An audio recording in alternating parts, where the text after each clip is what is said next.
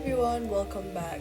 If your transfer is not going to the bunq app, here's exactly what to check. First, confirm that you have enough balance in your account. If your available balance is lower than the transfer amount, the payment will fail. Next, double check your recipient's IBAN and name. Even one incorrect digit in the IBAN can cause the transfer to be rejected. Make sure your internet connection is stable. Transfer require a secure connection, so switch between Wi-Fi and mobile data to see if it works. Then check if you've reached your daily transfer limit. bunq allows you to set spending and transfer limits inside the app. If the limit is too low, increase it in your account settings. If you're sending money internationally, confirm that your international transfers are enabled and that the recipient bank accepts SEPA or international payments.